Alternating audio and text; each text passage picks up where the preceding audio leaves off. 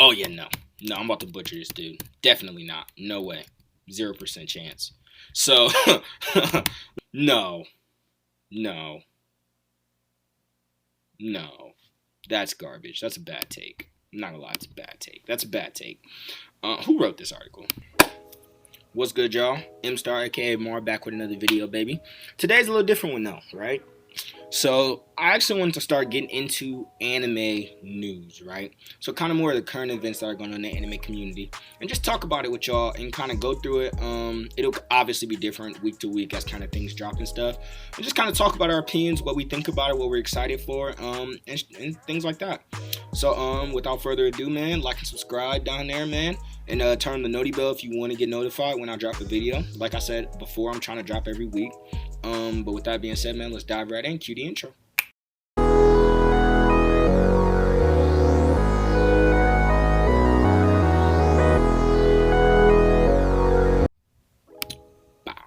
So this was interesting. I'm on CBR, and if y'all don't know, that's like it's famous for like doing like comics. They do anime, manga, all types of stuff. Kind of anything in that pop culture realm, right?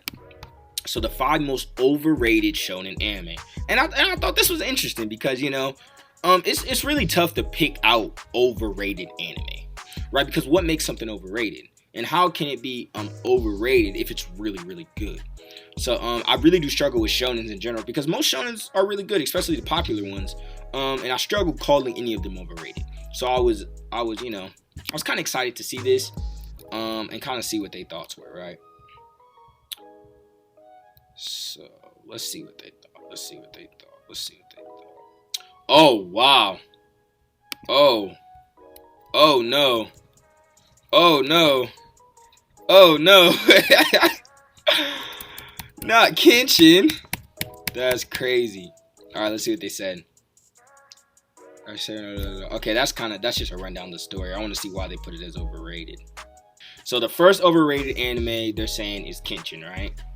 So from 94 to 99, Shonen Jump manga running Kenshin televised series was the first exposure to the anime for many Western fans who began watching around that time. It also transcended the demographic in many ways, with the title having a broad appeal across genders and age groups. Nonetheless, the show is fraught with issues, with drastic tonal shifts depending on the story arc, slow pacing due to a large amount of filler content, and a predictable villain of the week storyline throughout much of its runtime. Season 3 in particular is frequently lambasted. I've never even heard that term used. Lambast, even by fans of the anime who criticize the lack of realism, comparatively lackluster fight scenes, and unsatisfying conclusion. Now,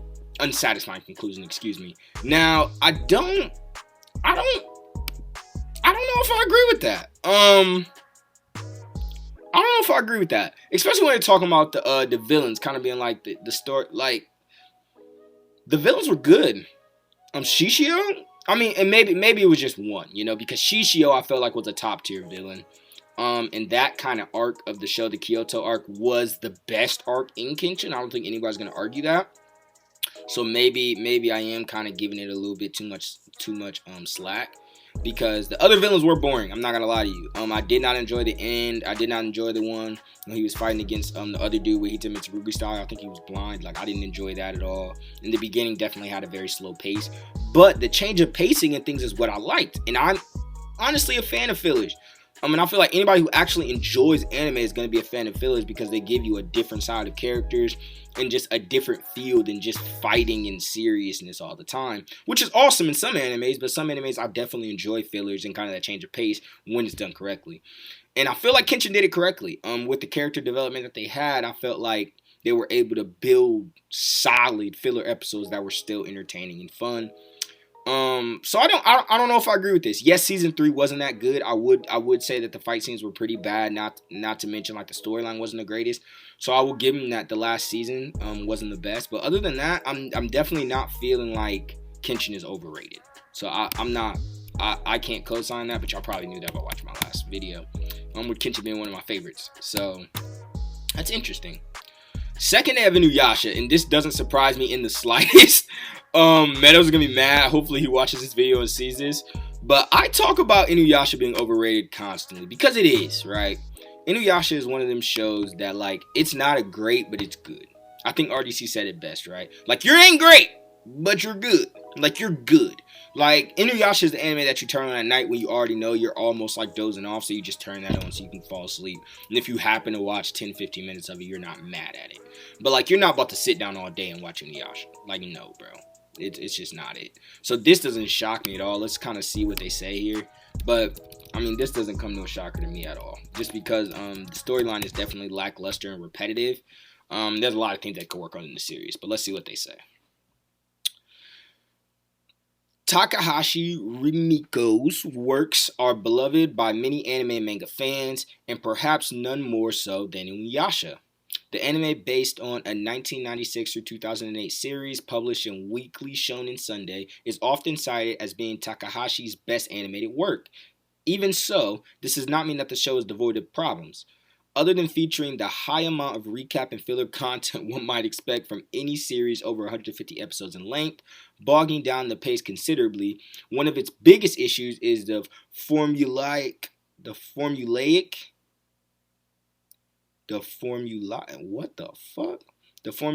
and rather one-note characters. Yeah, facts. In particular, Kagome and Inuyasha's overly tsundenary. Nigga, I need a motherfucking dictionary to read this shit.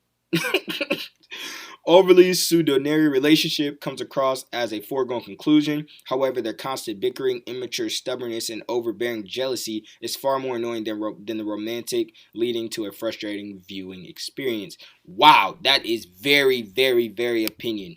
That is very opinionistic. I'm surprised that he wrote it like that. I mean, obviously, whoever the writer of this article is deserves to have his own opinion. I'm not against that, but I feel like when you're releasing any type of media, when you're commenting on something, you do have to try to take some type of outside perspective, take yourself out of it, and kind of just judge on it subjectively. And I think that was his opinion. I think that Kagome and Inuyasha's relationship, although it wasn't the best love story I've ever seen, I don't think it was bad.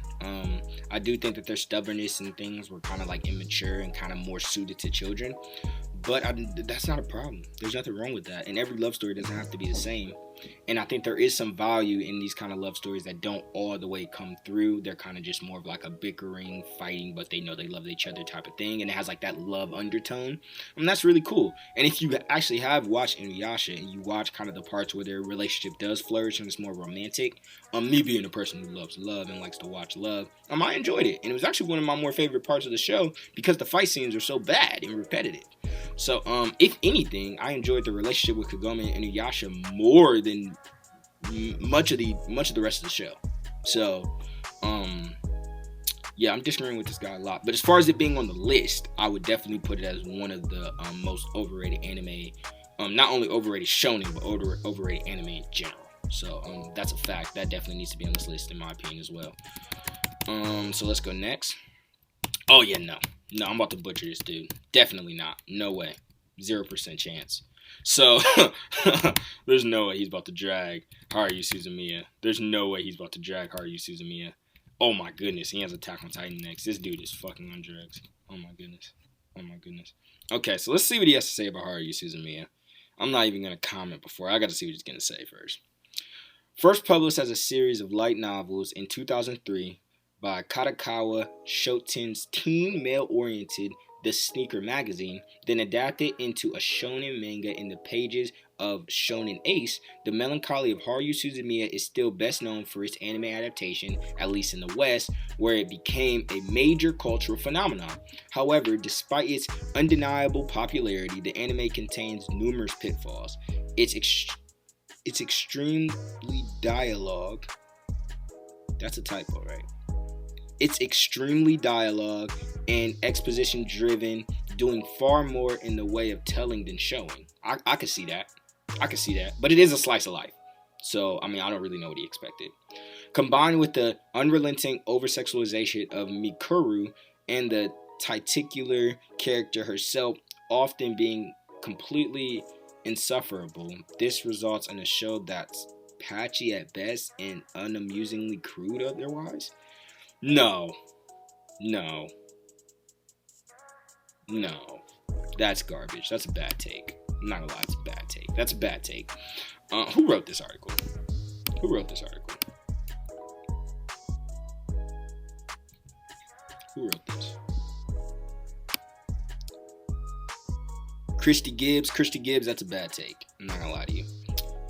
While Haruyu Suzumiya, I think, does have some pitfalls, especially, I think it's called the Infinite 8, but they have like these episodes that are actually copies of each other, and they run repetitively while slightly changing a little bit. And if you watch them all, you got to watch them in depth. You'll kind of understand why they did it. But Haruyu Suzumiya is a very deep anime, and probably my second or third favorite slice of life, just for the fact that it's extremely entertaining and the concept is shocking. It's gonna surprise you. There's nothing in that anime that you've seen in any other anime. It's very unique.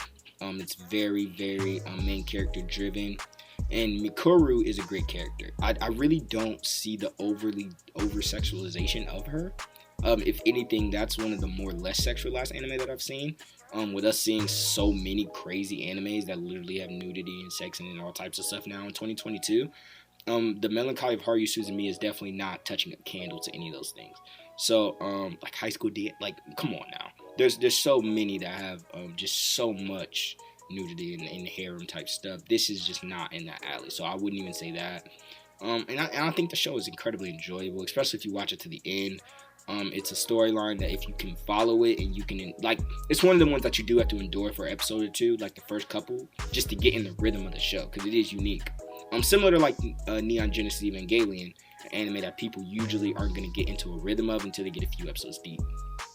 And they still may not enjoy it if you're not the type of person that would enjoy it. For example, like in Neon Evangelion, Shinji cries so much that it bothers some people. And I've watched it with people who literally could not finish it just because he's always crying, when in reality he's going through this depression and anxiety and stuff that if you can't relate to it, you're not going to like it. I think Haruyu Suzumiya is very similar. She's going through challenges, trying to find herself as a person. She's a more out there type of person. She's trying to find friends. She's kind of unpopular in the beginning of the show, but she's obviously kind of like a very, outgoing star of the show type person. And as she goes on through the story, meets the main character, who is a great, I forget his name, but he's a great character. The dude is awesome. And he also is the narrator of the story. And kind of hearing him narrate, not only through his decision making and meeting Haruyu and joining the study group, and all that, but you also get to see his narration and his version and his thoughts on what Haruyu is doing. And you kind of get to see how what she does plays out and how she kind of is the center block of this world. And I won't go too deep into that. And even the movie, The Disappearance of oh man, I need to start doing research for these videos. But The Disappearance of Her Friend, that movie's even better, I would think, than the original show. So I do think this is the L take. I'm not gonna lie to you. I do think this is the L take. Haruyu Suzumiya, The Melancholy of Haruyu Suzumiya is probably one of the better slice of lives that's ever been made. So I don't see it being overrated. But everybody has their own opinion, and that's fair. So it is what it is. Now I already seen the next one, and like I know that I don't agree with this. Like, come on now. Here's my thing. This has been a trend to call Attack on Titan overrated. And this is what I got to say about that. You're wrong. You're wrong. And let me tell you why.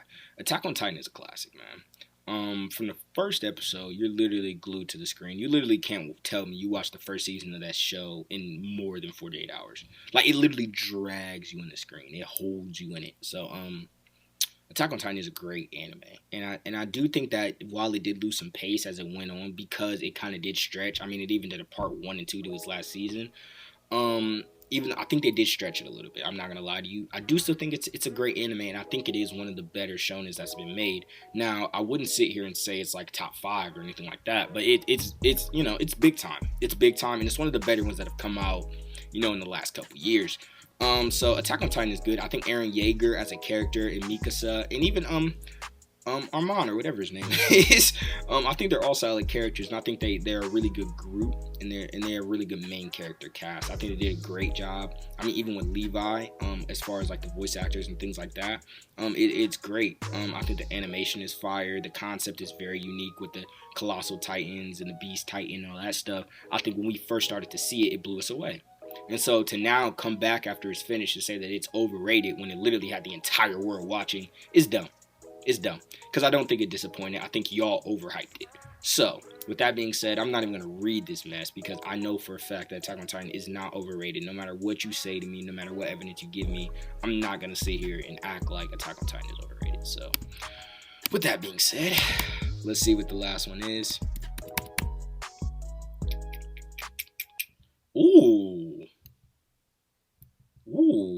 I didn't see that coming. So I actually watched this one recently. Like in the last couple weeks. I went back and watched To Your Eternity. So let's see what they say. I'm intrigued because I enjoyed it. Initially published as a manga in Weekly Shounen magazine in 2016 and still ongoing, the likewise currently airing anime To Your Eternity has amassed quite a following, in large part thanks to its increasingly strong premiere and highly impactful themes. The main issue with the show is that the first season went on a downhill trajectory, starting off breathtakingly strongly, but declining in its storytelling with each major story arc.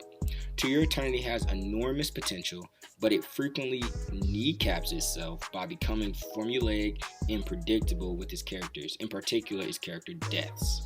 It also sometimes sacrifices proper character development for Fushi by focusing on far less poignant plot points or characters, which is what the final Janada Island arc of season 1 so disappointingly weak. That's what made it weak. Maybe. From that, it sounds like to me like he enjoyed it, but he expected more, and he kind of wanted some more depth. It sounded like he just wanted more, which I'm not upset about that. I kind of feel the same way about Promised Neverland. But as far as To Your Eternity goes, I didn't have a super high expectation for it, and I didn't read the manga. So just from what I have and from what I've seen, I actually enjoyed it. And the first few episodes were definitely top tier. So I understand what he means about the decline. It definitely was a decline, and I definitely did lose interest as I went on in the show. So I think I am gonna agree with him that I never seen anyone rate this one high, so it's hard for me to say it's overrated, if you know what I mean. Like Boruto was hyped up so much, and so that one was overrated because when I seen it, it let me down. This one, I really didn't have a high expectation for. So when I seen them first few episodes, or even after it got a little worse towards the end of season 1, it still was enjoyable because I didn't have the expectation it was going to be a Jujutsu Kaisen or a Demon Slayer. I didn't Spy X Family. Like, I didn't think it was going to be any of those. I thought it was going to be To Your Eternity, and I expected that. No one even hyped it up to me. None of my friends or anything like that. So I really didn't have anything to expect. So I thought it was decent. I think it's a decent show. If I had to rate it out of 10, I would say it's like a 7 out of 10. So it's a decent show. It's watchable. It's enjoyable. That first episode is crazy good. And then after that, it does slowly decline. And I think one thing that I definitely agree with him with what he was talking about is when he said that the character development was kind of lacking. And I do think it was. Especially when you're talking about kind of people just dying. Like, people kind of just die in that anime. And they kind of just move on to the next arc. And it makes it seem like they're inconsequential in a way.